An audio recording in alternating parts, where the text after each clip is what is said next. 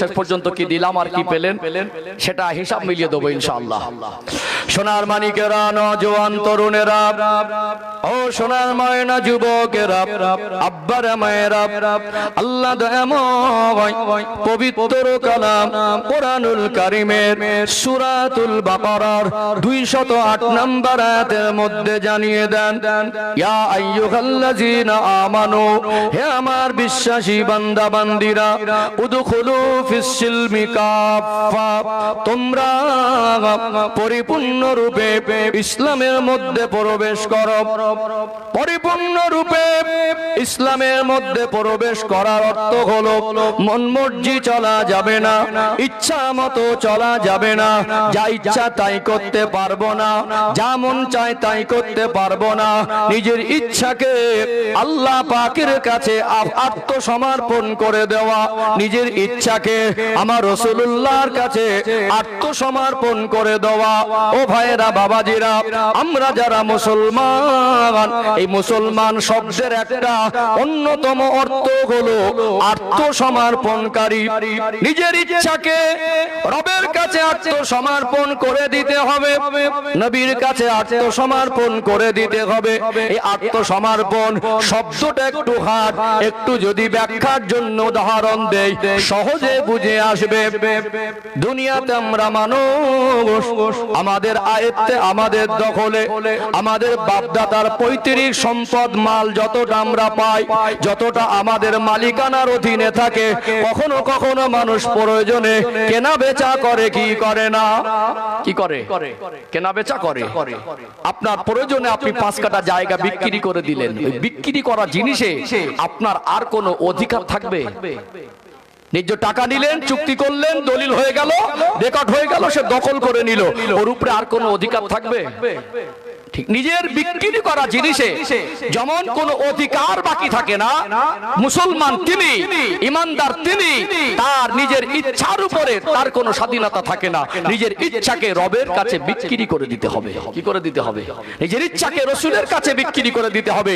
মন চাইছে আমি একটা হারাম পথে যাই, শয়তান ধোঁকা দিচ্ছে, ওটা আমার ইচ্ছা, আমার অধীনে নেই, আমার রব যেখানে নিষেধ করেছেন আমি যাব না। আমার মনটা চাইছে বন্ধুর সঙ্গে গল্প করছি, আজান হচ্ছে হোক, আমার রব ওখানে ডেকেছেন, আমার ইচ্ছাকে আমি আমার মতো করে বন্ধুদের মাঝে বসিয়ে রাখবো না, আমার রবের ডাকে আমি যাব, কারণ আমার ইচ্ছাকে আমার অধীনে রাখবো না, আল্লাহ এবং রাসূলের অধীনে দিয়ে দেব। নিজের ইচ্ছাকে যিনি বিক্রি করে দেয়, নিজের ইচ্ছার উপরে যার অধিকারটুকু নিজে রাখে না, তাকেই বলা হয় মুসলমান, তাকে বলা হয় মুমিন। কথা কি বুঝতে পারছেন? আমরা কি আমাদের ইচ্ছাকে রবের কাছে মানে আত্মসমর্পণ করতে পেরেছি? পারিনি। এই কথার অর্থ আমরা মুসলমান কিন্তু পরিপূর্ণ মুসলমান হতে পারিনি। ও ভাইজানেরা, সোনার মানিক যুবকেরা, আব্বারা মায়েরা, নিজের ইচ্ছাকে রবের কাছে আত্মসমর্পণ করে দিতে হবে। মন মর্জি চলা যাবে না, ইচ্ছা মতো চলা যাবে না। দুনিয়াতে আমরা যারা মুসলমান, আল্লাহ আমার আপনার উপর যে আদেশ আর নিষেধ করেছেন, আমার আপনার নবী, নূর নবী, দয়ার নবী, মায়ের নবী যে আদেশ আর নিষেধ গুলো করেছেন, এগুলো আমাদের মেনে চলার নাম হলো আত্মসমর্পণ করা। কিন্তু আমরা মানুষ, আমরা যা জানি শরীয়তের বিধান, আমরা সেগুলো আমাল জিন্দেগিতে কেন বাস্তবায়ন করতে পারি না? আগামী দিনে কিভাবে বাস্তবায়ন করব তার সমাধান দরকার আছে না নেই? কোরআনুল কারীম থেকে আর একটা আয়াত তুলে ধরি, এটা ধোঁকা দেওয়ার জায়গা নয়। আমি মেপে কথা বলা মানুষ, আয়াত দিয়ে, রেফারেন্স দিয়ে, বাস্তবতা দিয়ে একটু তুলে ধরতে পছন্দ করে। কোরআনুল কারীমে 114টি সূরার ভিতরে দ্বিতীয় নাম্বার সূরার নাম হলো সূরাতুল বাকারা। এটা কোরআনুল কারীমের সবথেকে বড় সূরা। ছোট বড় আয়াত মিলিয়ে সূরাতুল বাকারার মধ্যে 286টি আয়াত আছে। সূরাতুল বাকারার সর্বশেষ আয়াত 286 নম্বর আয়াতের সূচনায় আমার আল্লাহ পাক জানিয়ে দেন, লা ইউকাল্লিফুল্লাহু ইউকাল্লিফুল্লাহু নাফসান ইল্লা উসআহা। ওরে আমার বান্দা, ওরে আমার বান্দি, আমি আল্লাহ তোমাদের সাধ্যতীত কিছু চাপিয়ে দেই না। আল্লাহর এই আয়াতের ব্যাখ্যাটা আর একটু সহজ করে যদি বলি, আল্লাহ দয়াময় বলেন লা ইউকাল্লিফুল্লাহু নাফসান ইল্লা উসআহা। বান্দা বান্দি, তোমাদের ক্ষমতায় যেটা কোলাবে না, তোমাদের দ্বারা যেটা হবে না, তুমি যেটা পারবে না, আমি আল্লাহ এরকম আদেশ আর নিষেধ ইসলামের মধ্যে তোমার উপরে বোঝা হিসাবে চাপিয়ে দেই না। বলুন তো তামাম কুল কায়নাতের স্রষ্টা তিনি কে? আমার আপনার রব, আমার আপনার খালিক, আমার আপনার মালিক আল্লাহ পাক। তিনি আমাকে আপনাকে সৃষ্টি করেছেন।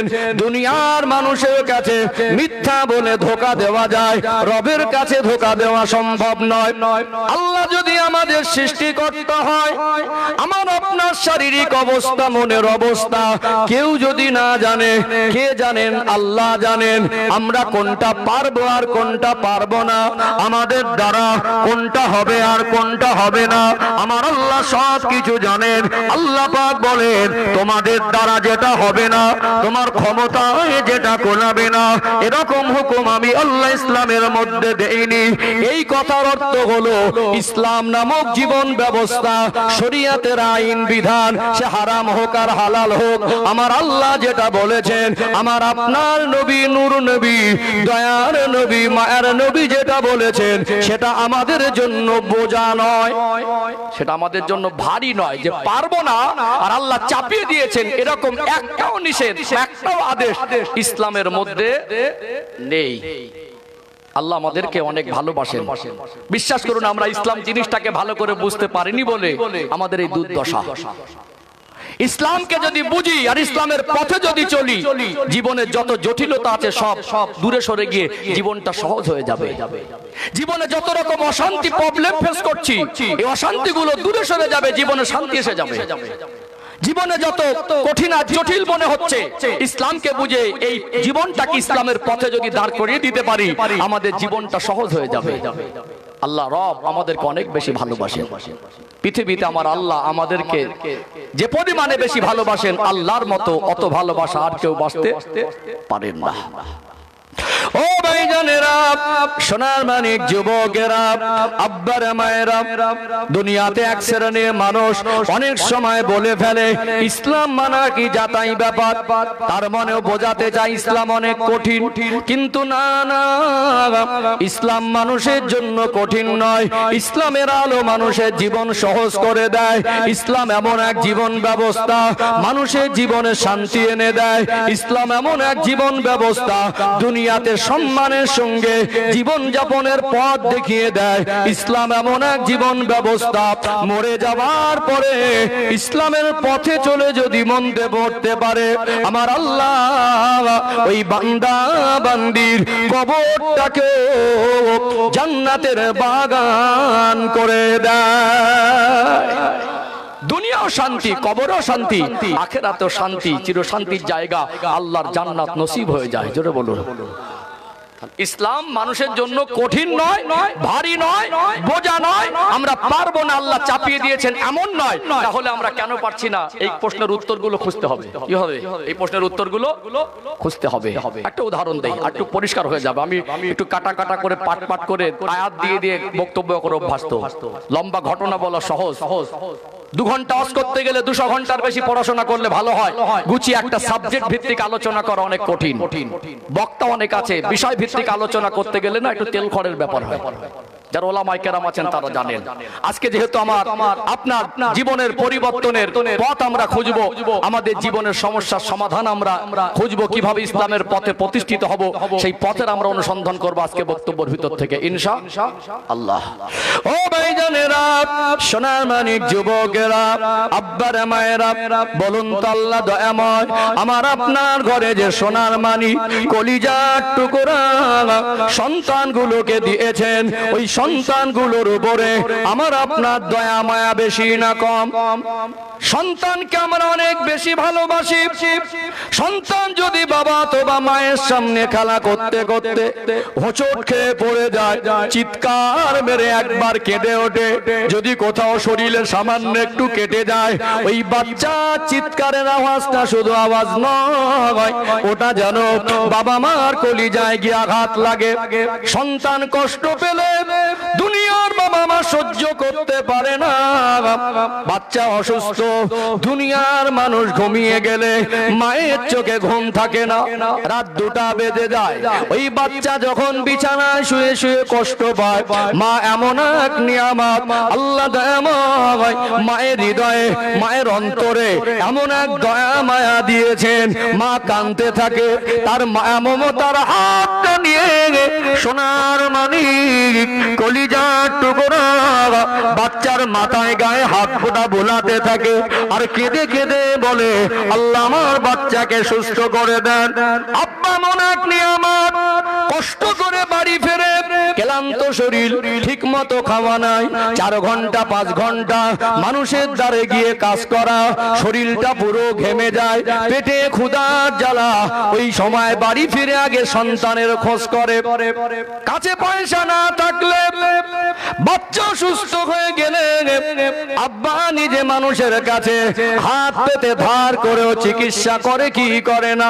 এই বাচ্চা এত মায়ার জিনিস। ছোট বাচ্চা যদি 8 বছর বা 10 বছর বয়স হয়, আপনি বাজারে যাবেন, কখনো কোনো সময় জেদ করে বলে আব্বা আমি আপনার সঙ্গে বাজারে যাব, জেদ করে না? এত জেদ করে দুই একটা বাচ্চা মাঝে মাঝে মা অসুস্থ অতিষ্ঠ হয়ে গিয়ে বলে তুমি কিরকম আব্বা, একটু বাচ্চাটাকে নিয়ে গেলে কি হয়? ঠিক আছে, বাচ্চাটা জেদ পূরণের জন্য জামা কাপড় পরিয়ে বাজারে নিয়ে গেলেন।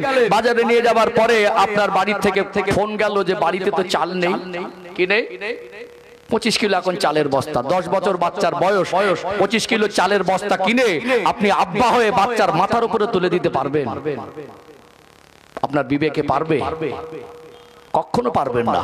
এই বাচ্চা মানুষ, ওর শরীরে 25 কিলো বোঝা বহন করার মতো শক্তি এখন হয়নি, যদি চাপিয়ে দেও ক্ষতি হবে, ঘাড়ে লেগে যাবে, পারবে তো না, বরং ওর ক্ষতি হবে।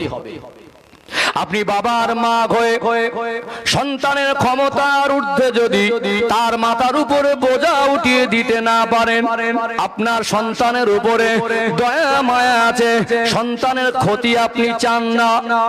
আপনি বাবার মা সন্তানকে যতটা ভালোবাসেন, আমার আল্লাহ বড় দয়াময়, আল্লাহ বড় মেহেরবান।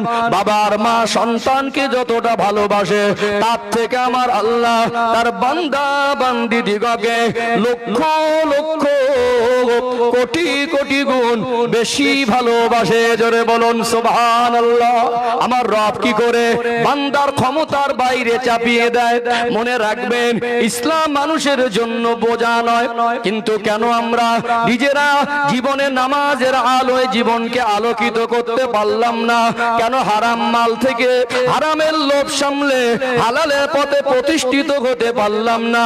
কেন আমাদের সন্তানদের চিন্তায় চেতনায় লেবাসে পোশাকে নবীর সুন্নাত গুলো দিতে পারলাম না? আজ গোটা দুনিয়ার মানুষ গোমরার পথে শয়তানি ধোঁকায়, দুনিয়ার মালে, দুনিয়ার মহব্বতে, দুনিয়ার হারাম পথে ডুবে আছে। বলুন এর সমাধান দরকার আছে না নেই? এই সমাধানের জন্যই আলেমদের আইন দাওয়াত করা হয়, এই সমাধানের জন্যই লক্ষ লক্ষ টাকা খরচা করা হয়। কেন সমাধান হয় না? চলুন পয়েন্টগুলো ক্লিয়ার করে।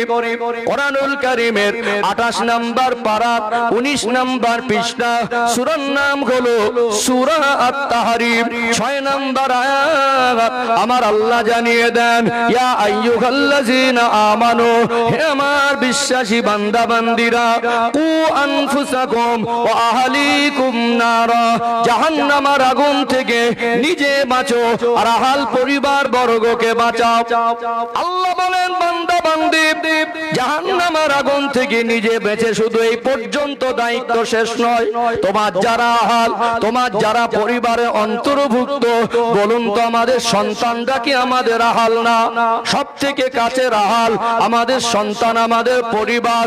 শুধু নিজে যদি নামাজ পড়ি, নিজে যদি হজ করি, দান খায়রাত করি, কুরবানি করি, নিজে যদি ভালো পথে চলি, এই পর্যন্ত দায়িত্ব শেষ নয়। আমাদের আহাল পরিবারকেও জাহান্নামের আগুন থেকে বাঁচাবার দায়িত্ব আমার আল্লাহ গার্জেনদের উপরে অর্পণ করেছেন। কার উপরে? গার্জেনদের উপর মহান এক দায়িত্ব। আমরা যারা বাবা মা, সন্তানগুলো হলো আমাদের কাছে আমানত।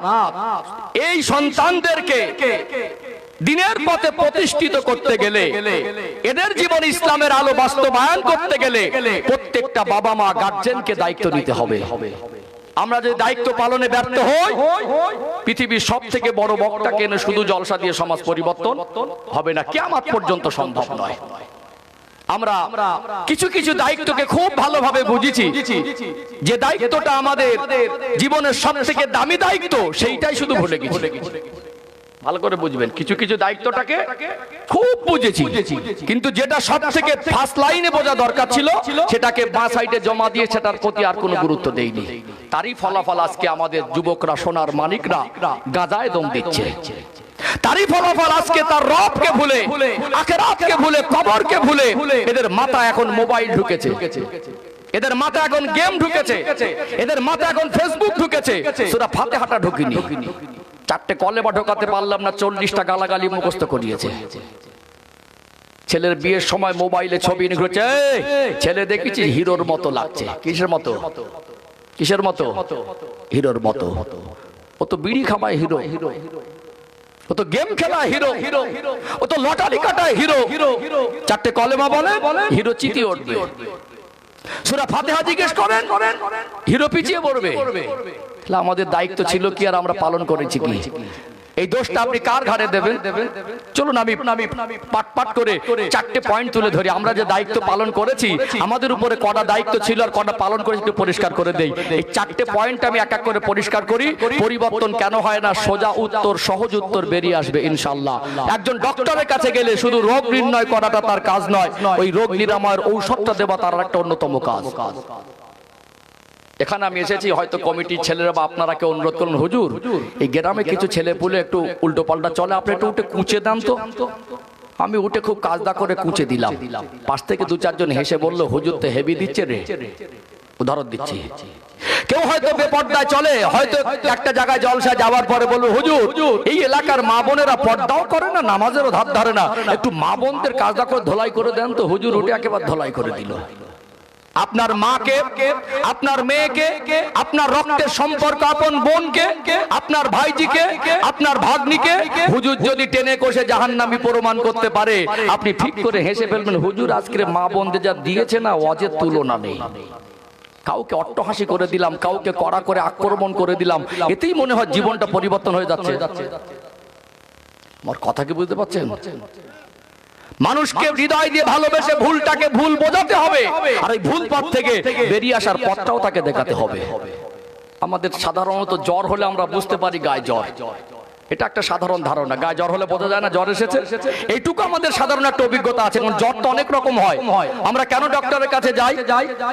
এই জ্বরের সারানোর জন্য যে একটা চিকিৎসার ঔষধ দরকার, সেটা ডক্টর ভালো জানে, সেই বিশেষ অভিজ্ঞ। জ্বরটা অনেক ক্যাটাগরির হয়, ম্যালেরিয়া হয়, টাইফয়েড হয়, ডেঙ্গু হয়, ভাইরাস জনিত জ্বর হয়, নরমাল সর্দি কাশির জ্বর হয়, তো ডক্টর বুঝবে। এখন ডক্টরের কাছে গেলেন, ডক্টর যদি বলে আপনার গায়ে জ্বর, এই পর্যন্ত কি সমাধান হয়ে গেল? শুধু দোষ ত্রুটি বর্ণনার জায়গা মজলিস না, এখানে ভালোবেসে ভুলটাও বুঝিয়ে দিতে হবে এটা ভুল, আর ভুল পথ থেকে দিনের পথে ফিরিয়ে আনার পথটাও দেখে দিতে হবে এটা ফিরে আসার পথ। আমার কথা বুঝতে পারছেন? এই জন্য চারটে পয়েন্ট তুলে ধরি, সমাধানের পথ বেরিয়ে আসবে, আর আমাদের দায়িত্বটাও বুঝে আসবে কেন পরিবর্তন হয় না। আমার মনে হয় আজ থেকে আপনাদের এই উত্তরটা আর কারোর কাছে দ্বিতীয়বার জিজ্ঞাসা করতে হবে না, ইনশাআল্লাহ। ও ভাইজানেরা, সোনার মানিক যুবকেরা, আব্বারা মায়েরা, আমাদের জীবনের সমাধানের জন্য এসেছি। এই জীবনে ইসলামের আলো বাস্তবায়নের পথের অনুসন্ধানে এসেছি। পৃথিবীতে আমরা মানুষ কেন পরিবর্তন হতে পারি পারছি না। চলুন চারটে পয়েন্ট তুলে ধরি, উত্তর বেরিয়ে আসবে। এক নাম্বার পয়েন্ট, দুনিয়াতে আমরা যারা দুনিয়ার মানুষ একটা নির্দিষ্ট সময়ে আল্লাহ দয়াময় যখন আমাদের যৌবন জীবন দেন, যৌবন জীবনে পবিত্রতা বজায় রাখার জন্য ছেলে আর মেয়ে বিবাহ বন্ধনে আবদ্ধ হয়, দুজনের দাম্পত্য জীবন শুরু হয়। কয়েকটা মাস যেতে না যেতে ওই দাম্পত্য জীবনে জড়িয়ে থাকা স্বামী আর স্ত্রী দুজনের মনে উদয় হয় আল্লাহ দয়াময় কখন আমাদের পরিবারে একটা সোনার মানিক সন্তান দেবে। সন্তান ছাড়া যেন মনে হয় ঘরটা অন্ধকার অন্ধকার। আমার আল্লাহর দয়া, আমার আল্লাহর করুণা, আল্লাহ পাক দয়া করে ওই দাম্পত্য জীবনে ওই পরিবারে একটা ফুটফুটে সোনার মানিক দান করে। হতে পারে সে ছেলে সন্তান অথবা মেয়ে সন্তান। সন্তান ভূমিষ্ঠর পর পর আমরা যারা দুনিয়াতে মানুষ, তার বাবা মা, তার দাদু দাদিমা, তার আত্মীয় স্বজন, চতুর্দিক থেকে সকলের মনে খুশির জোয়ার বয়ে যায়। অনেকে মিষ্টি বিতরণ করে, অনেকে খুশি হয়ে বন্ধু বান্ধবের কাছে ছবি প্রকাশ করে। অনেক সময় দেখা যায় চতুর্দিক থেকে নতুন কাপড় কেনার হিড়িক পড়ে যায়। পোশাক আমাদের জীবনের নিত্য প্রয়োজনীয় একটা জিনিস। পোশাক ছাড়া আমাদের জীবন চলে না, পোশাক দরকার।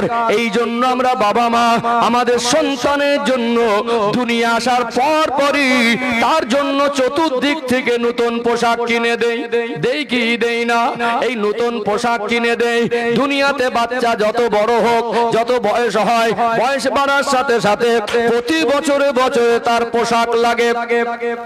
একটা বাবা যদি অন্ধ হয়, ওই বাচ্চা যদি এতিম হয়, মা যদি ভিক্ষুক হয়, বাবা মারা গেল, মেয়েটা গর্ভবতী ছিল, ওই সন্তানের বাবার মুখটাও দেখলো না, ওই মেয়েটা এতটা অসহায় হয়ে গেল।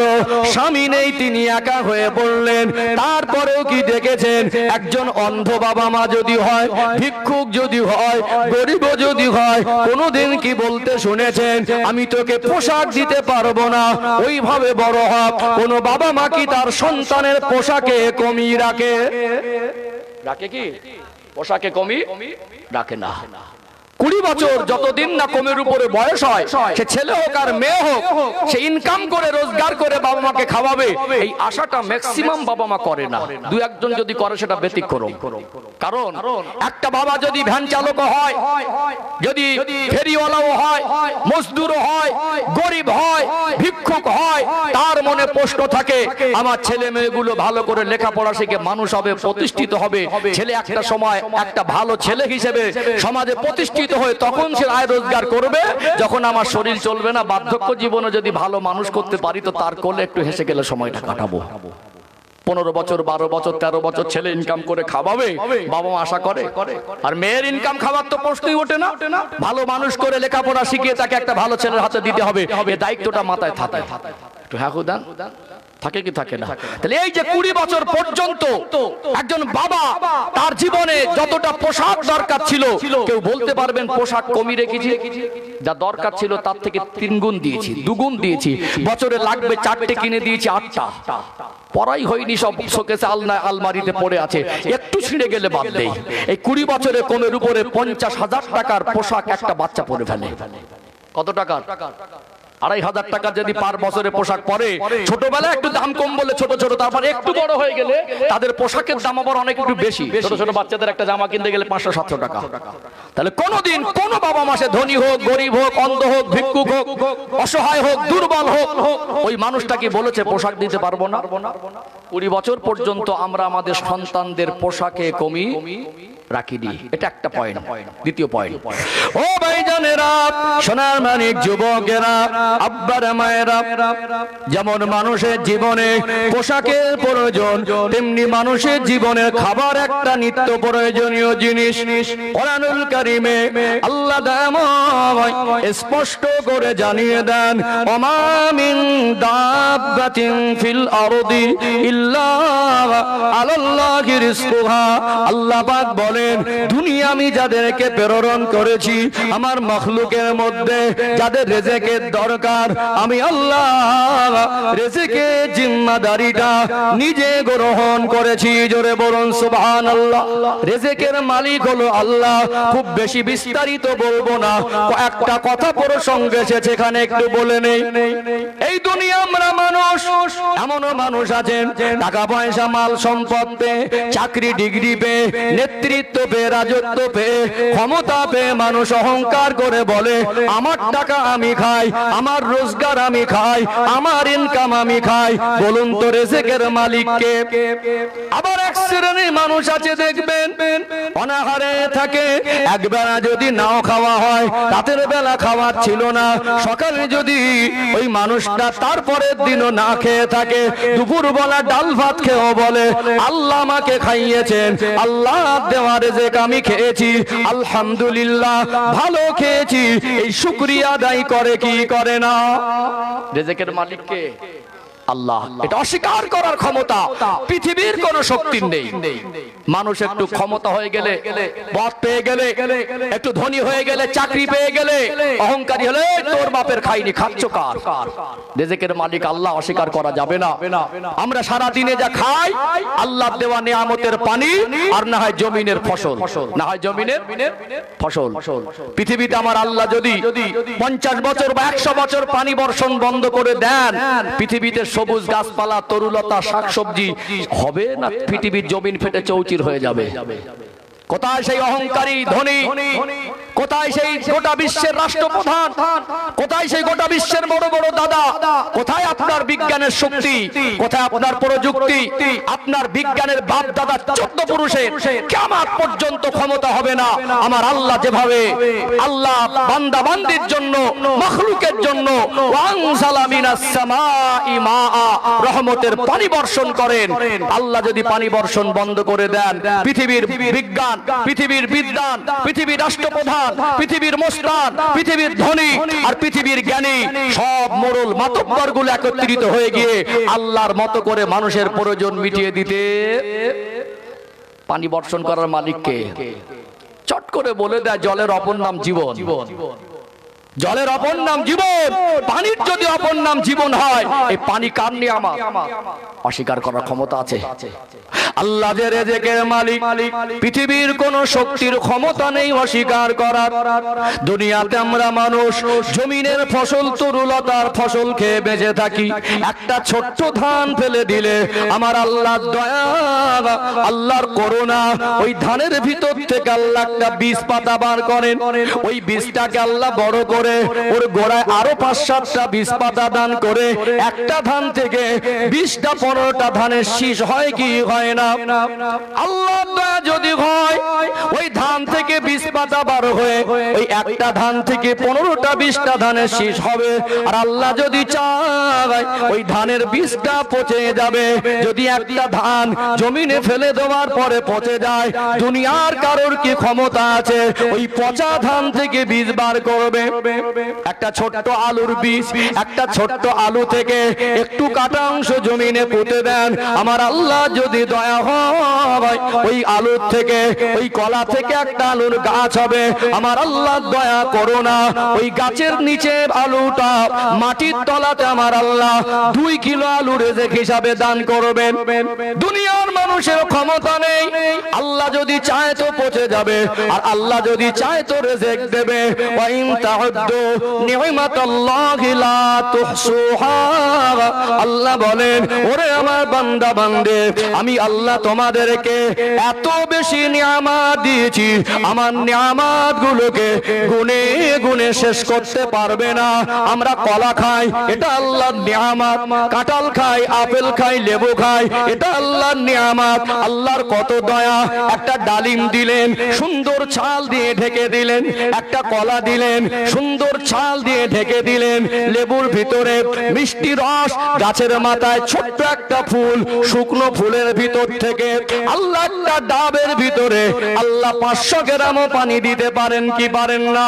আল্লাহর কুদরত, আল্লাহর দয়া। আমার আল্লাহ বলে বান্দা বান্দি, আমি আল্লাহ তোমাদের রিজিকের মালিক।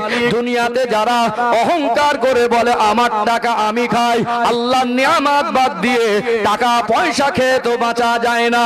যেটা পয়সা দিয়ে কিনে আনেন ওটা যে আল্লাহর জমিনের ফসল, আর না হয় আল্লাহর নিয়ামতের পানি। অস্বীকার করার ক্ষমতা কারোর আছে? আছে কি? নেই। কার রিজিকের মালিক কে? আল্লাহ। ছোট বাচ্চা যখন দুনিয়া আসে, ওই বাচ্চাটা দুনিয়া আসবার আগে তার জন্য উপযুক্ত রিজিক আল্লাহ মায়ের স্তনেই বরাদ্দ করে দেন। জোরে বলুন। আল্লাহর দয়া দেখেছেন? সম্মানিত ভাইরা, একটা মার বাবা যখন ফিজিক্যাল সম্পর্কে লিপ্ত হয়, বাবা মা 2 ফোঁটা নাপাক পানি কাল্লা একত্রিত করে ওটাকে রক্তপিণ্ড থেকে মাংসপিণ্ড প্রতি 40 দিন পর পর আল্লাহ পাক মানুষের শরীরের গঠনের এক একটা ধাপ কমপ্লিট করেন। একটা মা যখন অন্তঃসত্ত্বা গর্ভবতী হয়, সোনার মানিক বাচ্চা তখন হার্টবিট এসে যায় মায়ের গর্ভে। বাচ্চাটা 3.5 মাস 4 মাস অবস্থান, ওই বাচ্চার কোনো চোখ ফুটেনি, তার শরীরের সম্পূর্ণ গঠন তখন আল্লাহ পাক তৈরি করেননি। তখন শারীরিক গঠন কমপ্লিট হতে অনেকটাই বাকি।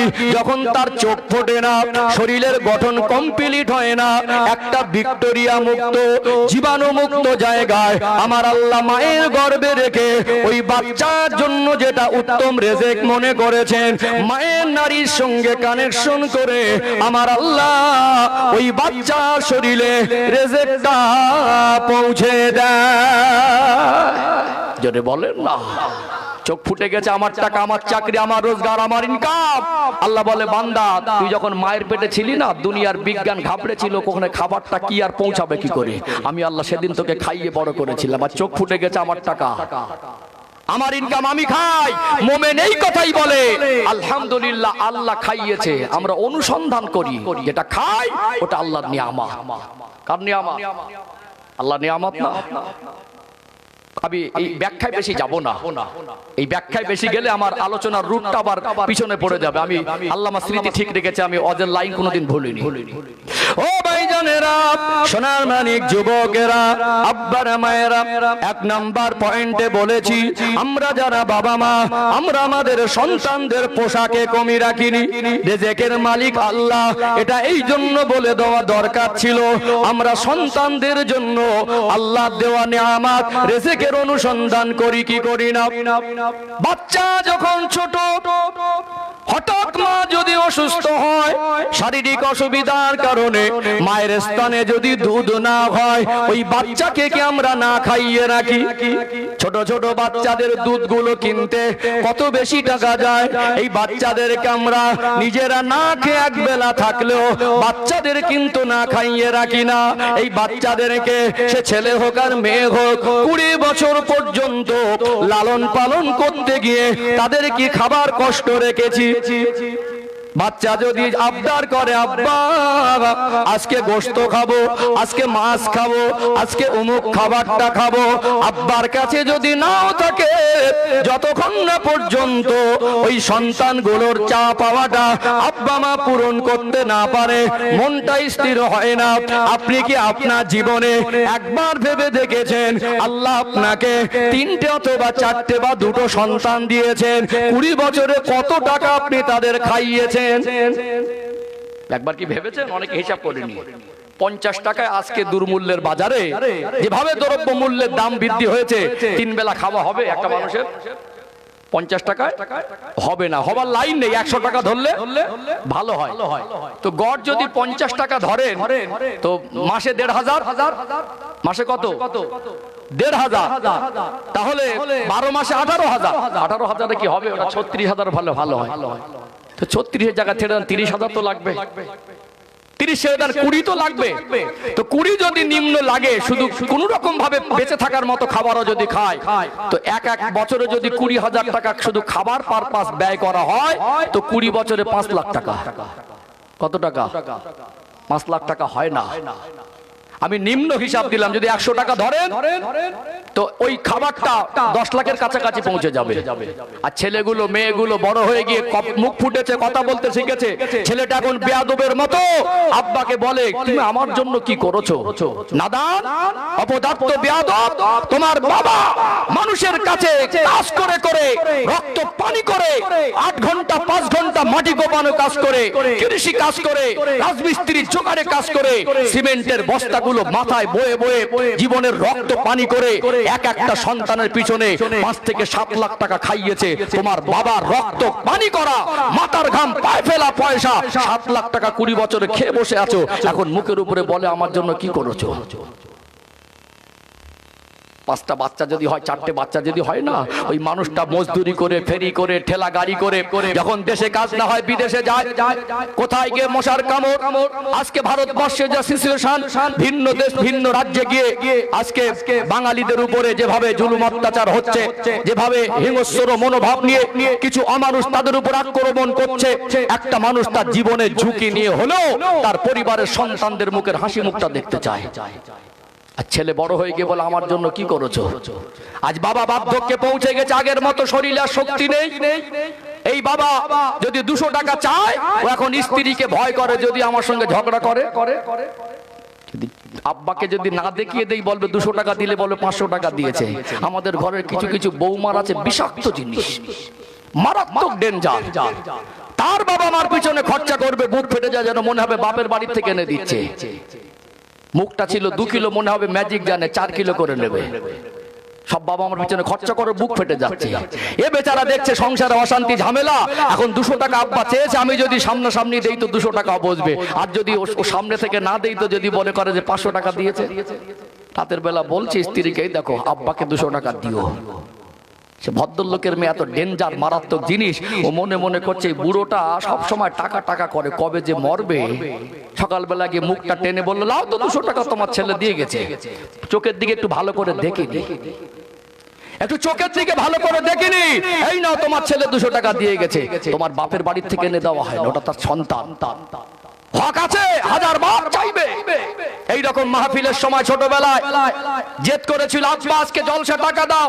আব্বা 100 টাকা দিয়েছে, ছুঁড়ে ফেলে দিয়েছে, নেবো না। আব্বা সেদিন রাগ করেনি তো?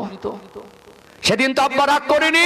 সেদিন আব্বা একটু মুচকি হেসে বলেছিল কাছে আয়, আর 100 টাকা দিয়েছিল। আজকে জলসা দিচ্ছেন, শ্বশুর বাড়ির থেকে কুটুম আসছে, 2000 টাকা খাবার না, কে আপনাকে মানা করেছে? শ্বশুর বাড়ি গেলে আপনাকে যত্ন করে, আপনাকে মেহমানদারি করে, তারা আসলে আপনাকে খাওয়াতে, এটা মানবতা। আপনি 2000 টাকা কুটুমকে খাওয়াতে পারলেন, আব্বার পকেটে 200 টাকা ধরতে পারলেন না। তাবিজের বরকতে তাবিজ আনতে যাচ্ছেন তাবিজ খানায়। আপনার গায়ের চামড়া ছিল যদি বাবার মার জুতা বানিয়ে দেন, ঋণ শোধ হবে না। সব থেকে বড় দোয়া আপনার জন্য বাবার মার দোয়া। আল্লাহ নবী বলেন বিগয়রি হিজাব, এদের পিছনে খেদমত করলে, খুশি হলে আব্বা মা দোয়াটা ডাইরেক্ট আল্লাহর কাছে পৌঁছে যায়। জোরে বলুন। একটা বাবার মা তাদের জীবনের কত কষ্ট, কত মেহনত সন্তানদের ভালো রাখার জন্য করে। বলুন, এই 20 বছর বয়সে 5 থেকে 7 লাখ টাকা একটা বাচ্চার পিছনে খাওয়া খরচা যায় না? কোনদিন কি বলেছে যে আমি খেতে দিতে পারবো না? তুই না খেয়ে থাক, তুই ক্ষুধার্ত থাক, তুই থাকবি না যাবি, আমার দেখার দরকার নেই। বাবার জায়গা থেকে কোনদিন এই কথা বলিনি যে তোকে আমি খাবার দিতে পারবো না। ওই বাবা অসুস্থ অবস্থায় সোনার মানিক বাচ্চাগুলো যেন অনাহারে না থাকে, খাওয়া পড়ার কষ্ট না পায়, মানুষের কাছে কাজে চলে যায়। সকাল হয়ে গেল, কাজে যাওয়ার জন্য কথা দেওয়া আছে, শরীরটা আজকে ভালো নয়, অন্য ভাইয়েরা সঙ্গীরা ফোন করছে, সেটিং এর লোক, আপনি কাজে না গেলে কাজটা ঘেটে যাবে, শরীরটা অসুস্থ। ওই অবস্থায় বাচ্চাদের মুখে হাত তুলে দেওয়ার জন্য কষ্টের শরীরে কাজ করে কি করে না? সারা জীবনে আপনি আপনার সন্তানকে এক একটা সন্তানের পিছনে 5 থেকে 7 লাখ 10 লাখ টাকা পর্যন্ত খাইয়েছেন, কোনদিন তো বলেননি আমি খাবার দিতে পারবো না। এই চিন্তা, এই দায়িত্ববোধটুকু আপনার ভিতরে আছে, সন্তানকে খাওয়াতে হয়, এই দায়িত্ববোধটুকু আপনার ভিতরে আছে, সন্তানকে পোশাক দিতে হয়। আমরা খাবারে আর পোশাকে কমই রাখিনি, বরং যখন বাচ্চা কোনো খাবার আবদার করে, কাছে না থাকলে ধার করেও খাওয়াই কি খাওয়াই না? চলুন 3 নাম্বার পয়েন্ট তুলে ধরে। যেমন আমরা মানুষ, আমাদের জীবনে পোশাক প্রয়োজন, খাবার প্রয়োজন। আল্লাহ দয়াময় কাকে কখন অসুস্থ করে দেবেন, কার কখন কোন কঠিন রোগ হবে, এটা আমাদের কারোর জানা নাই। আল্লাহ পাক দুনিয়ায় মনুষ্য জাতিকে পরীক্ষা করার জন্য পাঠিয়েছেন। কোরআনুল কারীমের 29 নাম্বার পারা শুরুতে একটি সূরা আছে, সূরার নাম হলো সূরাতুল মুলক। এটা কোরআনুল কারীমের 114টি সূরার ভিতরে 67 নাম্বার সূরা, সূরাতুল মুলকের 2 নাম্বার আয়াতে আল্লাহ দয়াময় স্পষ্ট করে জানিয়ে দেন, আল্লাযী খালাকাল মাউতা ওয়াল হায়াতা লিয়াবলুয়াকুম আইয়ুকুম আহসানু আমালা। আমি আল্লাহ হায়াত আর মওতকে এই জন্য সৃষ্টি করেছি, বান্দা বান্দি কতটুকু নেক আমল করে আসতে পারে আমাদের পরীক্ষা করার জন্য আল্লাহ পাঠিয়েছেন। কখনো অভাব দেন, কখনো অনাটন দেন, কখনো দুঃখ কষ্ট দেন, কখনো রোগ বিমার দেন, কখনো বিপদ মুসিবত দেন। আল্লাহ কখনো মাল সম্পদ রাজত্ব দেন। দুনিয়াতে আমরা যত মানুষ যে যার অবস্থান থেকে সবাই হলাম পরীক্ষার্থী। আমরা চাই আল্লাহ দয়াময় আমাদের এমন কঠিন পরীক্ষা যেন না নেন আমরা যেটা সবর করতে পারবো না। আল্লাহ আমাদের সন্তানদেরকে রোগ বিমার থেকে হেফাজত করেন। একটা বাচ্চা যখন অসুস্থ হয়ে যায়, বাবা মার মনটা অস্থির হয়ে যায়। 20 বছর ধরে মেহনত করে তিলে তিলে টাকা জমিয়েছিল 50,000 টাকা। হঠাৎ যদি বাচ্চার চিকিৎসার জন্য অপারেশন পারপাস 50,000 টাকার প্রয়োজন হয়, ওই 20 বছরের মেহনত করা জমানো টাকাটা আব্বা মা বাচ্চার চিকিৎসার জন্য খরচা করে কি করে না? কাছে টাকা নাই, অন্যের কাছে ধার করে চিকিৎসা করে। টাকা নাই জমা, ধার না পেয়ে সামান্য একটু জমি ছিল, ওই জমিটা একটু আল্লাহ উর্বর জমিন, ফসল হতো, সংসার পরিচালনায় সুবিধা হতো। বাচ্চা অসুস্থ হয়ে গেলে নিরুপায় হয়ে গিয়ে মনে করে জমিটা যদি বিক্রির প্রয়োজন হয়, জমি বিক্রি করে বাচ্চার চিকিৎসা করে কি করে না? এই দুনিয়ায় এমন চিত্র বহুবার আমাদের নজরে পড়েছে। জমা করা টাকা নেই, ধার করার পজিশন নেই, বিক্রি করার মতো মাল সামান নেই, নিরুপায় হয়ে গিয়ে মানুষের দাঁড়ে দাঁড়ে হাত পাতে, চোখ মুখ ছলছল করে, চোখ থেকে পানি ঝরে। ভাই আমাকে একটু সাহায্য করেন, আমার বাচ্চাটা অসুস্থ, অপারেশন করার মতো পয়সা নেই। এই সোনার মানিক কলিজার টুকরা বাচ্চাগুলোকে অসুস্থ থাকলে সুস্থতা করার জন্য সর্বোচ্চ চেষ্টা, ভিক্ষা সাহায্যের পথটাও বাবা মা বেছে নেয় কি নেয় না? কোনদিন বলতে শুনেছেন ও মরে যায়, যাক ওকে চিকিৎসা করতে পারবো না? বলতে শুনেছেন? বলে না। তাহলে পোশাকে কমি রাখিনি, খাবারে কমি রাখিনি, চিকিৎসায় কমি রাখিনি। এগুলো আমরা দায়িত্বটা বুঝেছি। আমরা এত বেশি চেষ্টা করেছি তাদের স্বাস্থ্য যাতে ভালো থাকে, তারা যাতে সুস্থ থাকে, তারা যাতে খাবার কষ্ট না পায়, পড়ার কষ্ট না পায়। এর জন্য আমাদের জীবনের অধিকাংশ সময় আমরা ঘর বাড়ি পরিবার থেকে আলাদা হয়ে কোথাও না কোথাও গিয়ে কত পরিশ্রম করেছি। এটা দায়িত্ব, এটা আমরা সবাই বুঝি, ঠিক না ভুল? আজকে দিনে সরকারি স্কুলের মানটা একেবারে, শিক্ষার মান পুরো তলানিতে। মানুষকে হাতেও মারছে আর ভাতেও মারছে, হাতেও মারছে। একটা গরিব পরিবার, কিন্তু আল্লাহ তার সন্তানটা দিয়েছেন, সন্তান তার স্মৃতি শক্তিটা প্রখর, অনেক বেশি। এই ছেলেটা একটা ভালো বংশের ছেলে, গরিব হতে পারে, বাপ মা চোর না, গরিব হতে পারে জালেম না, গরিব হতে পারে ঘুষখোর না, গরিব হতে পারে বেয়াদব না। এরকম ভালো একটা পরিবার, শুধু অর্থনৈতিক অবস্থার খারাপ বলে ছেলেটার স্মৃতি শক্তি, মেয়েটার স্মৃতি শক্তি অনেক ভালো। ছোট থেকে পারিবারিক ভাবে এদের শরীরের রক্ত খুন ভালো, এদের বংশ ভালো। এই ছেলেটা যদি ভবিষ্যতে একটা ভালো লেখাপড়া শিখে ভালো মানুষ হতো, ভালো শিক্ষক হতো, ভালো গবেষক হতো, ভালো ইঞ্জিনিয়ার হতো, সেটা আমার দেশের গর্বিত সন্তান হতো। কিন্তু এমন ভাবে ভাতে মেরে রেখেছে না, টাকা থাকে তো বেসরকারি স্কুলে মিশনে পড়ার ক্ষমতা থাকে তো চাকরি পাবে না, তো চাকরির আশাটা দূরের কথা, দুঃসাহস দুঃস্বপ্ন দেখতে পাবেন না। মোটামুটি সরকার পক্ষ চাইছে না যে সত্যিকারে যারা আমার দেশের সৎ সুনাগরিক, দেশের সম্পদ হিসাবে যারা মাথা তুলে দাঁড়ানোর দরকার, তাদেরকে নিয়ে সরকারিভাবে খরচা করে আমার দেশটাকে গোটা বিশ্বের মানচিত্রের সম্মানের জায়গায় পৌঁছাবে, এটা বর্তমান ভারতের কি রাজ্য সরকার আর কেন্দ্র সরকার চায় না। আজকে তারই তো ফলাফল, শুধুমাত্র স্কুল নামমাত্রায় চলছে। ওখানে একটা ছেলে, বিশ্বাস করুন, আমি ওপেন চ্যালেঞ্জ করে বলছি, আজকে শিক্ষার অবস্থা এত করুণ পরিণতি হয়েছে, 6 একটা ছেলে পড়ে, রোল নাম্বার বলতে পারে না।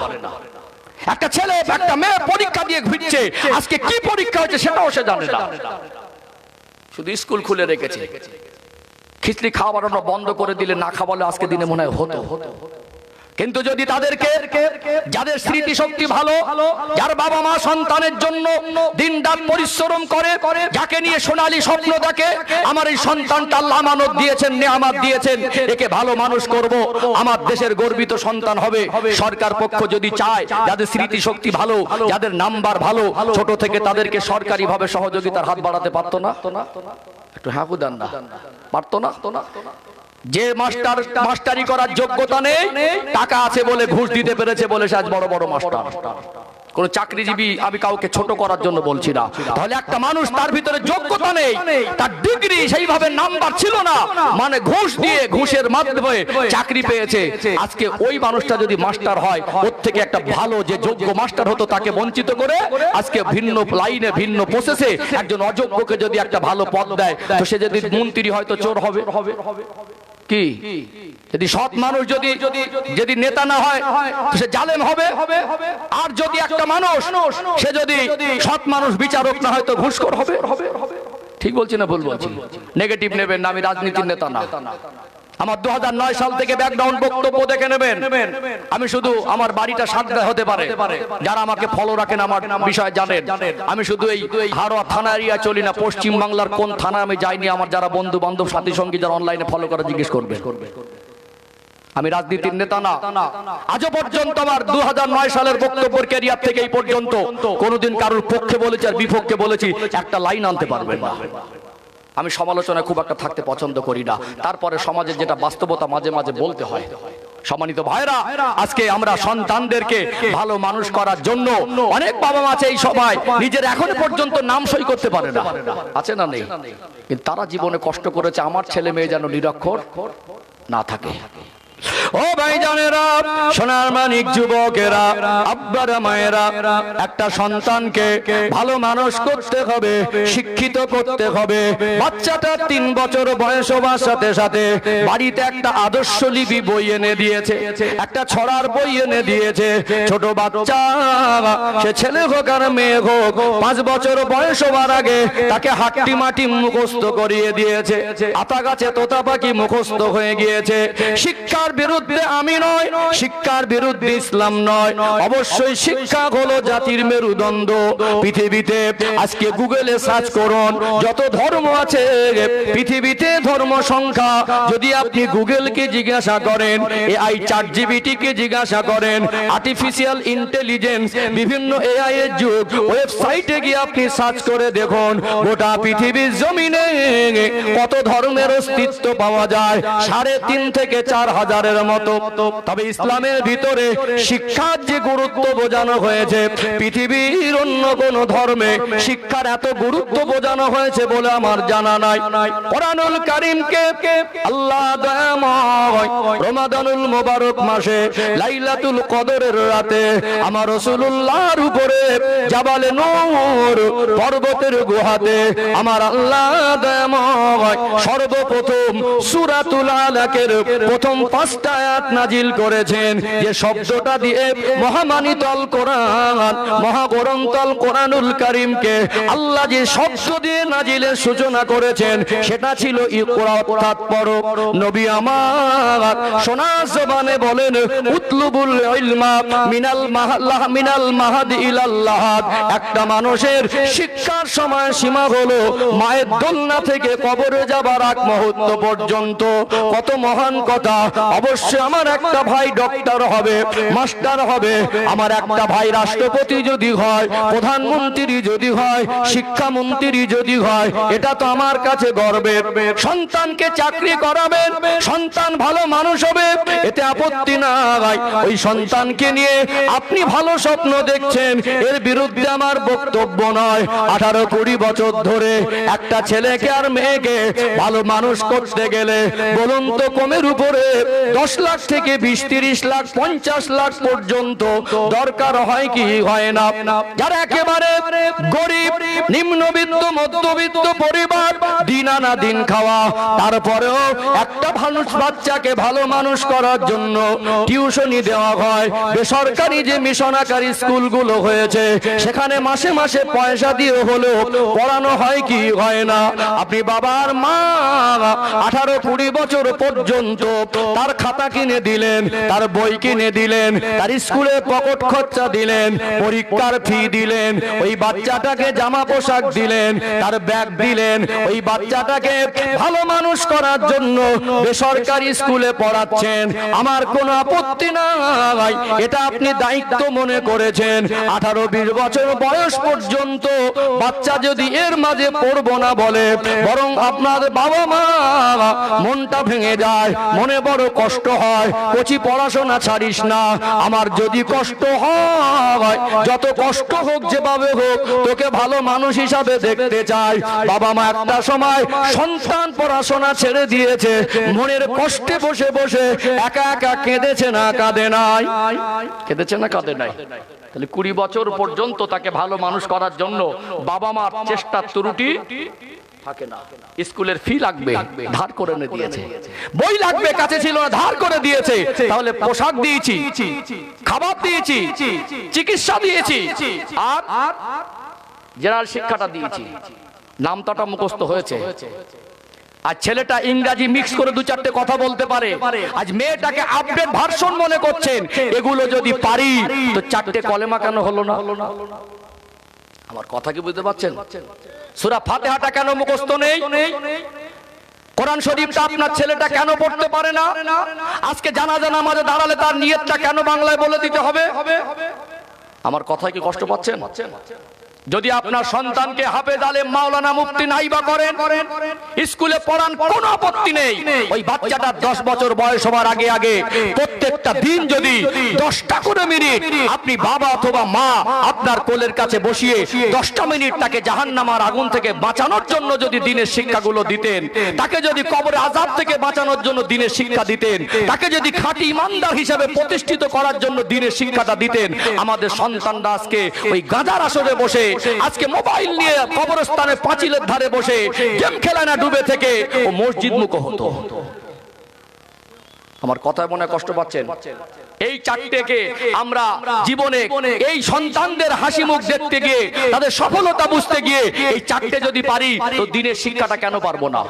আমার মনে হয় পোশাক, চিকিৎসা, খাবার আর জেনারেল শিক্ষার জন্য যা সময়, যা মেহনত আর যা অর্থ ব্যয় করেছি, এর 20 ভাগের 1 ভাগ যদি আমরা জাহান্নামের আগুন থেকে বাঁচানোর জন্য, তাকে ইমানদার বানানোর জন্য, তাকে আল্লাহর প্রিয় বান্দা হিসাবে প্রতিষ্ঠিত করার জন্য যদি সময় 20 ভাগের 1 ভাগ, পয়সা 20 ভাগের 1 ভাগ আর চেষ্টাও 20 ভাগের 1 ভাগ করতাম, আমাদের প্রত্যেকটা সন্তান দিনের বেসিক শিক্ষাটা অন্তত শিখে যেত না? আপনি আপনার বাচ্চাকে নিজে যদি পড়াতে না পারেন, শেখাতে না পারেন, 10টা মিনিটের জন্য এখন প্রত্যেকটা মসজিদে ইমাম সাহেবরা মুক্তব আকারে পড়াশোনা করায়। তার জীবনে 4টে বছর থেকে শুরু করে 8 বছর পর্যন্ত, সেই সময় তো অত ছোটবেলায় স্কুল কলেজে আমরা ভর্তি করি না, 10টা করে মিনিট যদি প্রতিনিয়ত একজন আলেমের সোহবাতে বসিয়ে দিতেন, আজকে তার নামাজের নিয়ম মুখস্থ হতো না, দোয়া কুনুত মুখস্থ হতো না, দোয়া সানা মুখস্থ হতো না, অন্তত নামাজটা কিভাবে পড়তে হয় শিখে যেত, উজুটা কিভাবে করতে হয় শিখে যেত, গোসলটা কিভাবে করতে হয় শিখে যেত। আপনি একজন অপদার্থ নির্লজ্জ বাবা, বিবাহের সময়, দেখাশোনার সময় গলা লম্বা করে বড় বড় গল্প দিচ্ছেন। আপনার তো লজ্জা লাগা উচিত। আপনার ছেলেটা নামাজটা কিভাবে পড়তে হয় জানে না, মুসলমান কাকে বলে জানে না, 4টে হাদিস বলতে পারবে না। কোন লজ্জায় ছেলেকে নিয়ে গর্ব করছেন? ওটা ছেলে না, ওটা আপনার জন্য, ওটা আপনার জন্য বিপদ। দুনিয়ারও বিপদ আর আখিরাতেরও বিপদ। আপনার এখানে বসে প্রতিজ্ঞাবদ্ধ হন, এই 4টে যদি পারি ওটাও পারবো। আপনি দাদু, আপনার তো কিঞ্চিত চেষ্টা দরকার ছিল। নাতি পোতাদের উপর অনেক দয়া মায়া, আজ ইনকাম করার মতো সেই শরীরে শক্তি নেই, হয়তোবা ছেলেরা হাত খরচা দেয়। চায়ের দোকানে সকালবেলা ফজরের নামাজ পড়ে একটা চাদর গায়ে দিয়ে গেলেন, গিয়ে বসলেন, কোচি এক কাপ চা দে। পকেটে দেখলেন যে 10 টাকা আছে, একটা বিস্কুট খাবো না, পোতাটার জন্য নিয়ে যাব। থাক, আজকে বিস্কুট দিতে হবে না, একটা খাবার নিয়ে বাড়ি আসলেন। কোলে তুলে নিতেন, বলতেন, দাদু ভাই একবার সূরা ফাতিহা আমি পড়ছি, আমার সঙ্গে তুমি একবার পড়ো তো। খাবারটা বের করে দিতেন, মেজাজ হতো দাদু ভাইয়ের সঙ্গে সূরা ফাতিহা মুখস্থ করলে, কলেমা পড়লে, দোয়া কুনুত মুখস্থ করলে দাদু ভাই আমাকে খাবার দেয়। আপনিও যদি চেষ্টা করতেন প্রত্যেকদিন 10টা মিনিট কোলে বসিয়ে ওই নিষ্পাপ কলুষামুক্ত অন্তর, ফুটফুটে ফুলের মতো সোনার মানিক বাচ্চা, ওর স্কুল কলেজের ক্ষতি হতো না, ওর জেনারেল শিক্ষারও ক্ষতি হতো না। আপনি যদি 10টা দিনও চেষ্টা করতেন, ওই ছোট বাচ্চার আয়নার মতো স্মৃতি পরিষ্কার, ও 10 দিনে 10 মিনিট করে পড়ালে সূরা ফাতিহাটা মুখস্থ হয়ে যাওয়ার কথা ছিল। উপরান্ত আপনি তাকে বলতেন, দাদু ভাই ওই বালিশের তলায় বিড়ির বান্ডিলটা জেনে দাও না দাদু ভাই। মাথা চুলকাচ্ছে, এই দেখ জলসা দিয়ে কটা মানুষকে তোরা হেদায়েত করলি বলতো। কষ্ট পাচ্ছেন মনে হয়। আপনি বাবা, আপনার ভিতরে এই চেতনা জাগ্রত করতে হবে, আপনার ভিতরে এই দায়িত্ববোধটুকু জাগ্রত করতে হবে। একটা বাচ্চা আমার কাছে আমানত, আল্লাহ আমানত হিসেবে দিয়েছেন। আমার দায়িত্ব শুধু চিকিৎসা নয়, আমার দায়িত্ব শুধু পোশাক নয়, আমার দায়িত্ব শুধু খাবার নয়, আমার দায়িত্ব শুধু জেনারেল শিক্ষা নয়, আমার দায়িত্ব তার সাথে সাথে ঈমানের শিক্ষা দেওয়া, ইসলামের শিক্ষা দেওয়া, জাহান্নাম থেকে বাঁচার শিক্ষা দেওয়া, রাসূলের প্রেরিত উম্মত হওয়ার শিক্ষা দেওয়া, আল্লাহ রেজামন্দি হাসিলের পথের শিক্ষা দেওয়া। এইটুকু যদি আমরা দায়িত্ববোধ হিসাবে 4টের সঙ্গে একটা যোগ না করি, 365 দিন জলসা দিয়ে কিয়ামত পর্যন্ত পৃথিবীর সবথেকে দামি দামি চালের বিরিয়ানি করে সারা এলাকায় 20 কিলোমিটার জুড়ে মাইক দিও, আপনার জলসা দিয়ে শুধু সমাজ পরিবর্তন হবে না। দায়িত্ব কাঁধে নিতে হবে। এই 4টে যদি পারিতে, এটা কেন পারবো না? আমি আয়াত পড়েছিলাম, আল্লাহ পাক বলছেন, লা ইউকাল্লিফুল্লাহু নাফসান ইল্লা উসআহা। বান্দা বান্দি যেটা পারবে না, ওদের ক্ষমতায় যেটা কুলাবে না, আমি আল্লাহ সাধ্যের বাইরে, ওর ক্ষমতার বাইরে কিছু বান্দা বান্দিকে চাপিয়ে দেই না। আল্লাহ পাক যদি বলে জাহান্নামের আগুন থেকে নিজে বাঁচো, আহাল পরিবার বর্গকে বাঁচাও, তাহলে আমরা আমাদের সন্তানদেরকে দ্বীনের শিক্ষা থেকে, আমরা আমাদের ঘরের মেয়েদেরকে পর্দা শিক্ষা থেকে, ইসলামের আদর্শ শিক্ষা থেকে বঞ্চিত করেছি। আমরা অপারক নয়, আমাদের দ্বারা হবে না এমন নয়, আমরা পারবো না এমন নয়। এটা আমাদের গাফিলাতি, এটা আমাদের অবহেলা, এটা আমাদের বদমাইশি, এটা আমাদের আমানতের খেয়ানত হয়েছে, যার ফলাফল আজকে গোটা সমাজে নোংরায় ছেয়ে গেছে, মদে ছেয়ে যাচ্ছে, ঘুষে ছেয়ে যাচ্ছে, অন্যায় ছেয়ে যাচ্ছে। চতুর্দিকে একটা নোংরা পরিবেশ আমাদের দেখতে হচ্ছে। পারিবারিক ভাবে প্রত্যেকটা গার্জেনকে দায়িত্ব নিতে হবে। সম্মানিত ভাইরা, ইসলাম কঠিন নয়, ইসলাম বোঝা নয়, আল্লাহ চাপিয়ে দেয়নি। একটা সহজ উদাহরণ দেব একটা সহজ উদাহরণ, একদম মাথা সহজে ঢুকে যাবে ইনশাআল্লাহ। আমি বাস্তব কথা বলে অভ্যস্ত। এখন মানুষের একটু টাকা পয়সা সকলের প্রয়োজন আছে না নেই? গরিব মানুষের থেকে এখনকার ধনী মানুষের মনে মানে মালের লোভটা একটু বেশি। বুঝতে পারছেন না মনে হয়? কিছু কিছু মানুষ যারা ঘুষখোর, এরা ধনী না গরিব? আমার কথা কি বুঝতে পারছেন? আজকে যারা টপ র্যাঙ্কের ঘুষখোর, এরা ধনী না গরিব? এত টাকা আল্লাহ দিয়েছে, 10 বছর বসে খেলো শেষ হবে না। ও 10 বছর বাঁচবে, শারীরিক অবস্থা তার গ্যারান্টি নেই, 1 সেকেন্ড তো বলা যায় না, তারপরেও গ্যারান্টি নেই, তারপরেও মাল দরকার আছে না নেই? এখন যদি আমি উদাহরণস্বরূপ বলছি, যদি কেউ অফার করে আপনাদের এই ঘোষপুর গ্রামে যত 10 বছরের নিচে বাচ্চা আছে আর 5 বছরের ঊর্ধ্বে বাচ্চা আছে, যারা কথা বলা শিখেছে, 2.5 বছর হোক আর 2 বছর হোক, 10 বছর বয়স পর্যন্ত এরকম বাচ্চাকে মাথা পিছু 20,000 টাকা করে গিফট দেবে, তারা যাতে ভালো লেখাপড়া শিখতে পারে। এই 20,000 টাকা একজন দেবে, তিনি আসছেন এই দেশেরই একজন মানুষ, বড় ব্যবসায়ী, এই এলাকার একটা ছেলে, সে মনে করছে আমার গ্রামে যেন শিক্ষার উন্নতি হয়, উদাহরণস্বরূপ বলছি। এখন সে বলল যে আমার তো বিমানে ফ্লাইট আছে, খুব বেশি বেশি আমি বাড়ি ফিরলে রাত 12টা 1টা বাজবে, আবার আমার ভোরের বেলা বেরিয়ে যেতে হবে। তো কখন আসবে? 3টের সময় রাত সময় দিয়েছে, কটার সময়? কোথায় যাবে? খবর দিল মসজিদে রাত 3টের সময় 10 বছরের নিচে বাচ্চাগুলোকে নিয়ে আসলে মাথা পিছ ইউনিট পিছে 20,000 করে টাকা দেব। এই অফার যদি কেউ করে, বলুন তো রাত 3টের সময় মসজিদ খালি থাকবে না ভর্তি হবে? হ্যাঁ হুদান। সেদিন ওই দাদুটা চাদর মুড়ি দিয়ে দুটো পোতাকে হাত ধরে বলবে এটা বড় ছেলে, এটা মেজে ছেলে। সেদিন হাত পা যদি বাড়ি না থাকে, মা একটা বাচ্চাকে হাত ধরে, দুটো বাচ্চাকে হাত ধরে রাত 3টের সময় ঘুম থেকে তুলে মসজিদে ঢুকিয়ে দিয়ে দাঁড় করে দাঁড়িয়ে থাকবে না? থাকবে না। যদি বর্ষা হয় তারপরে আসবে তো নাকি? বিদ্যুৎ চমকায় আসবে, যদি প্রচন্ড বেগে ঝড় হয় আসবে, প্রচন্ড বৃষ্টি হয় তাও আসবে। কাউকে জোর করে আনতে হবে না। ঘুম যদি না ভাঙে এই ভয় থাকে, অনেকেই ঘুম বাদ দিয়ে জেগে বসে থাকবে। ঠিক বলছি না ভুল বলছি? 3টে টাইম দিলে আধ ঘন্টা আগে থেকে এসে বসে থাকবে। বলুন 20,000 টাকার যদি লোভ দেখানো হয়, মসজিদে 3টের সময় বাচ্চাদের নিয়ে হাজির হবে না? এটা আমাদের হিসেব বলে, বিবেক বলে, বুদ্ধি বলে। তখন কেউ বলবেন এটা বোঝা, তখন কেউ বলবেন আমি পারবো না, এটা আমার দরকার নেই, আর 3টের সময় মসজিদে নিয়ে যাওয়া অসম্ভব, এটা কেউ বলবে না। আপনি এই দায়িত্ব যদি আপনার কাছে টাকার জন্য যদি আমরা পারি, জাহান্নামের আগুন থেকে বাঁচানোর জন্য 3টের জায়গায় ফজরের পরেও তো 10 মিনিট বাচ্চাকে একজন ইমামের কাছে মসজিদে ঢুকে দিতে পারি। কি হতো না মনে হয় নাকি? হতো না মনে হয়? তাহলে আল্লাহ কি বোঝা হিসাবে চাকিয়ে দিয়েছে? 20,000 টাকার লোভ দেখালে, 20,000 টাকার অফার করলে, রাত 3টের সময় বর্ষাকালে বিদ্যুৎ চমকালে, ঝড় হলে, কাদা হলো, তখন যদি পারি, তো জাহান্নাম থেকে বাঁচানোর জন্য আমরা আমাদের সন্তানকে ফজরের পরে, রাতের বেলা আরামের ঘুমটা ঘুমিয়ে ফজর রক্তে উঠে ফজরের পরে কেন 10টা মিনিট একজন আলেমের কাছে বসে দিতে পারি না? এটা কি অপারক না গাফিলাতি, নবহেলা, দায়িত্বহীনতা? যতক্ষণ না আমরা আমাদের সন্তানদেরকে দ্বীনের পথে প্রতিষ্ঠিত করার জন্য তাদের পিছনে কিঞ্চিত মেহনত, প্রচেষ্টা, দোয়া, চোখের পানি যতক্ষণ না আমরা আল্লাহর কাছে ফেলবো, এমনি সন্তান হয়ে যাবে নাকি? এমনি সন্তান হয়ে যাবে। আজকে দিনে গোটা পরিবেশে যেভাবে নোংরা ছড়িয়ে যাচ্ছে, সন্তান মানুষ করতে গেলে অনেকটা কষ্ট করতে হবে, চোখের পানি ফেলতে হবে, তাকে চোখে চোখে রাখতে হবে, অসৎ সঙ্গ দেশ থেকে দূরে রাখতে হবে। আল্লাহর কাছে কান্না কাটাও দরকার আছে না? নেই? আছে না? গাছকে ট্রিটমেন্ট করুন, দানা ফেলে দিলে আর ফল পড়তে যাচ্ছে 1 বছর পরে হবে। মনে করে ছেলের চেহারা সুন্দর যদি নাও হয়, ছেলের পোশাকটা যদি তালি দেওয়া হয়, মেয়ের জামাটা যদি কমা দামি হয়, ওটা যদি সুন্নাত আর ইসলামের ধর্মীয় পোশাক হয়, ওর চেহারা যদি কালো হয়, ওর আদর্শ যদি ভালো হয়, ও দুনিয়াতে ভালো মানুষ হিসেবে দুনিয়ায় বেঁচে থাকতে পারবে, আল্লাহর কাছে প্রিয় হবে, রাসূলের কাছে প্রিয় হবে, কবর আর হাসরে ওই ছেলেটা আল্লাহর কাছে প্রিয় বান্দা হিসাবে গণ্য হয়ে জান্নাতের মেহমান হবে। জোরে বলুন। তাহলে কেন পরিবর্তন হয় না বুঝতে পারছেন? কি শুধু জলসা দিলে হবে? আমি হুজুর বড় বড় কথা বলছি তো কি হয়েছে? আমি যদি আমার সন্তানদেরকে দিন শিক্ষার ক্ষেত্রে দায়িত্ব পালন না করি, আমার সন্তানের ভিতরে দিনের আলো সহজে পৌঁছাবে না। ও ভাইজানেরা, সোনার মানিক যুবকেরা, আব্বারা মায়েরা, যেটা আমার মূল বিষয় ছিল, সমাজ কেন পরিবর্তন হয় না? আমাদের সন্তানগুলোকে কেন আমরা নামাজে দাঁড় করাতে পারলাম না?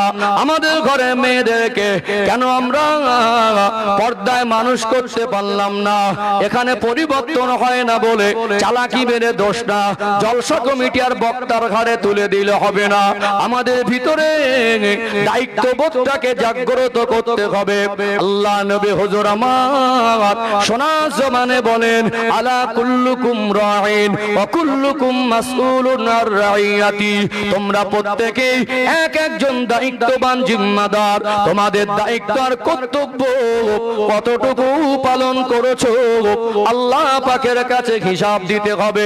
সন্তান যাতে নিরক্ষর না থাকে, ওই সন্তানকে লেখাপড়া শেখাতে গিয়ে টিউশনি 2 জায়গায় দিলেন, অঙ্কের মাস্টার আলাদা, ইংরেজির মাস্টার আলাদা, মাসে 500 করে টাকা দিলেন, 2টো মাস্টারে 1000 টাকা। ইমাম সাহেবকে তো 50 টাকা দিতে গেলে বুক ফাটে। ফ্রি পয়সায় আপনার সন্তানকে জাহান্নাম থেকে বাঁচার পথে শিক্ষা দেবে, তারপরে যদি বলে আমার দ্বারা হবে না, আমরা পারবো না, বলুন তো এই মানুষটার মতো আল্লাহর সঙ্গে ডুপ্লিসিটি করা নাফরমানা দ্বিতীয় কেউ কি হতে পারে? সন্তান হলো আমানত। সন্তানের হক যদি আদায় না করেন, ওই সন্তান যদি চুরি করে, ওই সন্তান যদি মদ খায়, ওই সন্তান যদি জালেম হয়, সমাজে সন্তানের জন্য আপনার মাথাটা ঘাট হবে। সন্তানের কারণে আপনার মান সম্মান নষ্ট হবে। দুনিয়ার মানুষ আপনাকে চিনবে, ওটা চোরের আব্বা। দুনিয়ার মানুষ আপনাকে চিনবে, ওই ছেলেটা মদখোরের আব্বা। দুনিয়ার মানুষ আপনাকে চিনবে, ওই মেয়েটার চরিত্র ভালো না, ওটা একটা দেহ ব্যবসায়ীর আব্বা। এই সন্তানগুলোকে যদি সুসন্তান হিসাবে প্রতিষ্ঠিত করতে না পারেন, দুনিয়ায় আপনার পরিচয়টা অনেক সময় সন্তানের কর্মের সঙ্গে জড়িয়ে যাবে। সন্তানকে নামাজ নামাজি যদি করতে হয়, দিনের পথে যদি প্রতিষ্ঠিত করতে হয়, ছোট থেকে তার পিছনে কিঞ্চিত সময় দেন। এই সমাজে বহু মানুষ আছে, মাস্টার হলেও নামাজি, ডাক্তার হলেও দিনদার। এই সমাজে বহু মেয়েরা আছে, চাকরি করলে তাদের ভিতরে পর্দা পুশিদা আদব আছে না নেই? আছে না নেই? দায়িত্বটা ঘাড়ে নিয়ে নেন। এই চারটে যদি পারি তো দিনের শিক্ষাটা দিতে পারবো। আজ দুনিয়াতে ইতিহাস লক্ষ্য করে দেখবেন, গোটা পৃথিবীর জমিনে যত পৃথিবী বিখ্যাত আল্লাহর ওলিরা ছিলেন, আল্লাহ মাহবুব বান্দা বান্দিরা ছিলেন, তাদের জীবনে তাদের ইতিহাস পড়ে দেখবেন এমনি বিখ্যাত হয়নি, এমনি প্রতিষ্ঠিত হয় নাই, এমনি আল্লাহওয়ালা হয় নাই। তাদের বাবা মার চেষ্টা, তাদের চোখের পানি আমার আল্লাহর দরবারে কবুল হয়ে গেছে। একটা দৃষ্টান্ত তুলে ধরে গোটা পৃথিবীর মুসলমান এক বাক্যে বুখারী শরীফ এই কিতাবের নামটা শুনেছে না শোনে নাই? 6টি 76 সহিহ হাদিসের কিতাবের মধ্যে অন্যতম হলো বুখারী শরীফ। বুখারী শরীফ, মুসলিম শরীফ, তিরমিজি শরীফ, আবু দাউদ শরীফ, ইবনে মাজাহ শরীফ, নাসাঈ শরীফ। এর ভিতরে অন্যতম হলো সহিহুল বুখারী শরীফ, যিনি লিখেছেন আল্লাহর ওলি হযরত ইমাম মুহাম্মদ ইবনে ইসমাইল বুখারী রাহমাতুল্লাহ আলাইহি। তিনি আল্লাহ পাকের এত বড় আশিক, এত বড় দেওয়ানা ছিলেন, আমার রাসূলুল্লাহর নূরের জবানে বর্ণিত হাদিস শরীফ গুলো মুখস্থ করতে করতে কম বেশি 6 লক্ষের মতো হাদিস শরীফ গুলোকে মুখস্থ করেছিলেন। এত বড় আল্লাহর পেয়ারা, আল্লাহ তাআলার সম্মান মাকাম মর্যাদাটাকে এত আলা করেছেন, তানার লিখিত কিতাব না পড়ে পৃথিবীর কোন মানুষ মাওলানা ডিগ্রি অর্জন করতে পারেন না। এমনি ইমাম বুখারী হয় নাই, তানার মায়ের অবদান, তানার আব্বার অবদান অনেক বেশি ছিল। ইতিহাস তুলে ধরলে অবাক হয়ে যাবেন।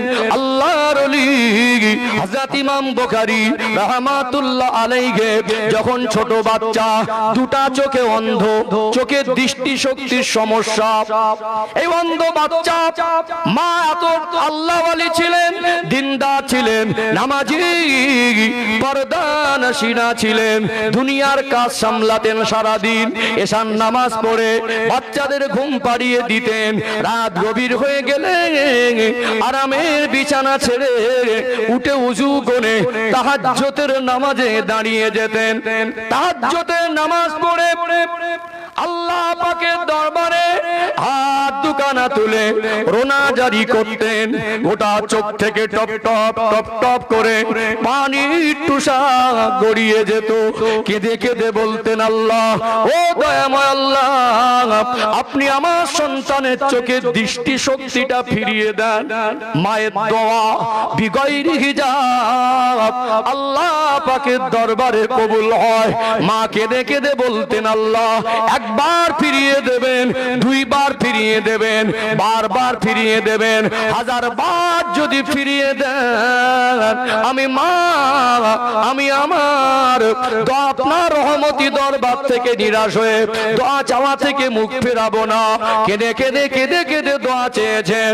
আমার আল্লাহর দয়া হলো, আল্লাহর করুণা হলো, ওই মায়ের চোখের পানি আল্লাহ দয়াময় কবুল করে নিয়ে সোনার মানিক কলিজার টুকরা তানার সন্তান হযরত ইমাম মুহাম্মদ ইবনে ইসমাইল বুখারী রাহমাতুল্লাহ আলাইহির চোখের জ্যোতিটাকে ফিরিয়ে দিয়েছিলেন।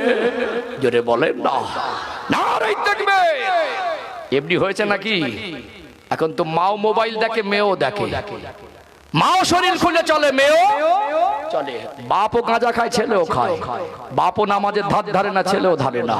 বাবা মা দায়িত্বশীল হই, দায়িত্ববান হই, আমরা দিনের পথে জাহান্নাম থেকে বাঁচার জন্য প্রতিষ্ঠিত হই। আল্লাহ রেজামন্দি হাসিলের পথ, দিনের পথ, উদখুলু ফিস সিলমি কাফা। আল্লাহ পাক বলছেন, তোমরা পরিপূর্ণ রূপে ইসলামের মধ্যে প্রবেশ করো। সম্মানিত ভাইরা, বক্তাকে বসিয়ে রেখে বক্তব্য করা আমি মেজাজে রাখতে পারি না। আজও পর্যন্ত নিজেকে বক্তা বলে মনেই করতে পারিনি। তারপরে চেষ্টা করি সময়টুকু আমানত মনে করে আল্লাহ যতটুকু দিনের খেদমত করাচ্ছেন চেষ্টা করি মানুষকে সচেতন করার, মন জয় করতে। বলিনি। আপনাদের খুশি করার ইচ্ছা থাকলে অনেক কথা বলে খুশি করতে পারতাম। আমি চেষ্টা করেছি বোঝাতে, যাতে আমরা যদি এই পথটা ধরি তো আমাদের জীবনের পরিবর্তন আসবে, সহজ হবে ইনশাআল্লাহ। ভাষায়, ভঙ্গিতে, আলোচনা, শব্দ চয়নে যদি কারোর মনে কষ্ট লাগে ক্ষমার নজরে দেখবেন। অনেক ভাইরা অনেক